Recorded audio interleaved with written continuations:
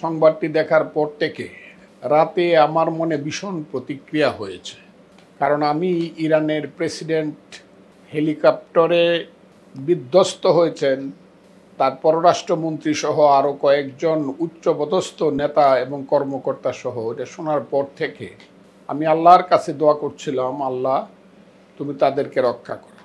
কারণ ইরানের বর্তমান প্রেসিডেন্ট অত্যন্ত জ্ঞানী গুণী একজন মানুষ, বিশ্বমাপের একজন নেতা ছিলেন। ছোটবেলা থেকে লেখাপড়ায়, শিক্ষা দীক্ষায়, জ্ঞানে গুণে উনি ইরানে প্রায় অদ্বিতীয় ছিলেন বললেই চলে। উনি চলে যাওয়ার ফলে পৃথিবীর নেতৃত্ব অনেকটা দরিদ্র হলো। পৃথিবীর ভালো নেতৃত্বের একটা অংশের মধ্যে নেতৃত্ব চরমভাবে ক্ষতিগ্রস্ত হলো।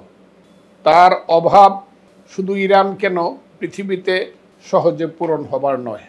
আমি আল্লাহর কাছে দোয়া করি, আল্লাহ তার বেহেশত নসিব করুন।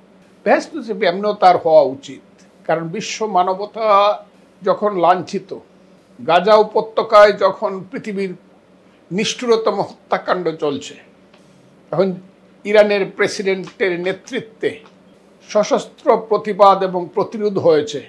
আমার বিশ্বাস আল্লাহ সেই কারণেই তাকে বেহেশত দান করবে। আমি আশা করব পৃথিবীতে এই ধরনের সাহসী মানুষ এবং মানুষের পক্ষের মানুষ দ্রুত জন্মগ্রহণ করবে।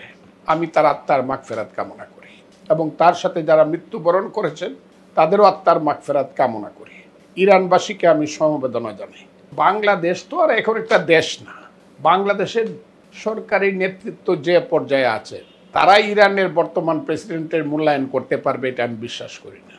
তারপরে নিশ্চয়ই বাংলাদেশও যদি কোনো বিপদে পড়ে বা পড়তো, এই ধরনের নেতৃত্বে ইরানে থাকলে বাংলাদেশের পাশে দাঁড়াতো। এইটুক চিন্তা করলে তো অবশ্যই বাংলাদেশেরও ক্ষতি হয়েছে।